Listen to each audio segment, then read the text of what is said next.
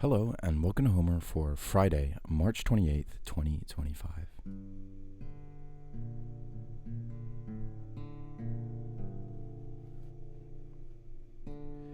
Aloy men bara nausinari steias panakayon. Hauron panukioi malakoi de menoi hupnoi.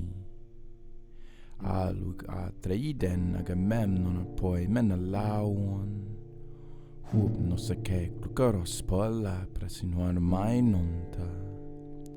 Ostata nastrapte posisere sego komoio. Taukene polunombona desfatone kalasdan. En ifeton no tepete kion nepalun noruras. Potip to le moio magasto me pelke de noio. Hos pukines din stethes sin anesten akis dagamemnon. Hos pukinen stethes sin anesten akis anesten akis dagamemnon. Nei oten kradies tromeion to de hoi presentos. Awesome.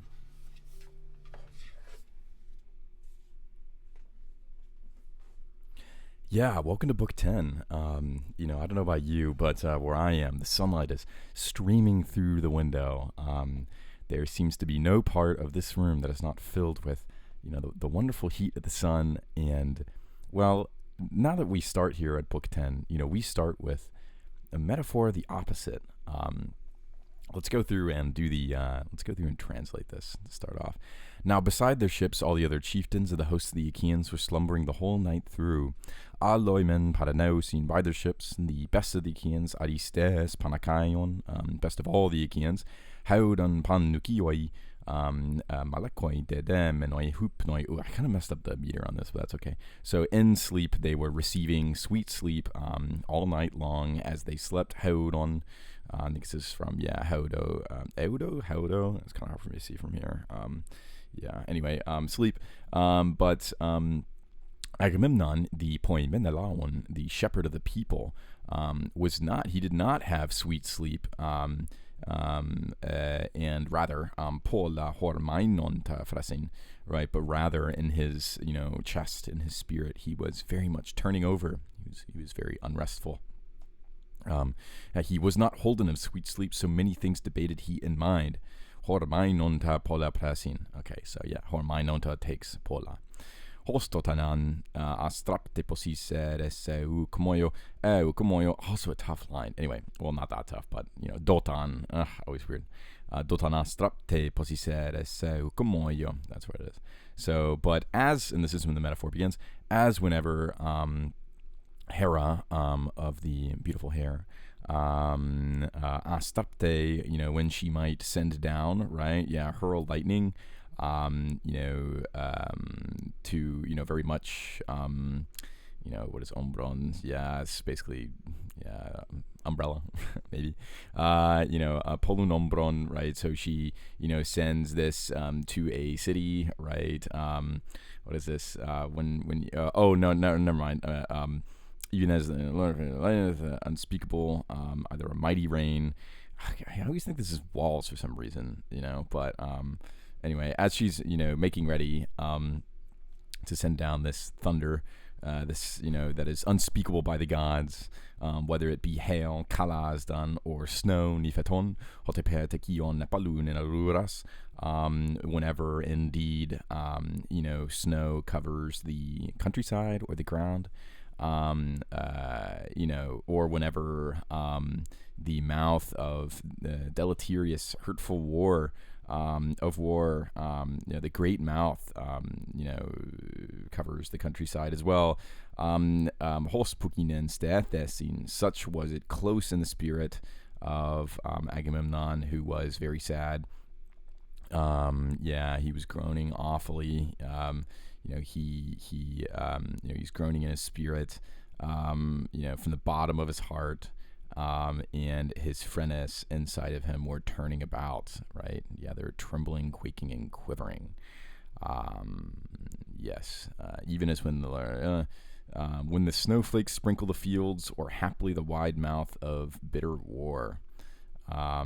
Anyway, just such a great visual here, right? So we have rain or unspeakable hail or snow, right? I think that's yeah. So ombron atesfaton, kalaston, and nifeton, rain.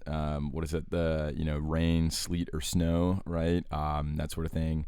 I don't know. You don't really think of there being snow in the Iliad that often, but it's apparently like an excellent metaphor for, it's because it's quiet, right? Like we forget the literality of literalness of the Homeric metaphor that we've seen before very often, but like it's like we saw this with like the high rocky face of like the salty tears that flowed from Agamemnon, right? And how this is relevant for the actual like biological like presence of like salt water or salt deposits on like steep cliff faces that goats would go to, rocky goat cliffs, right?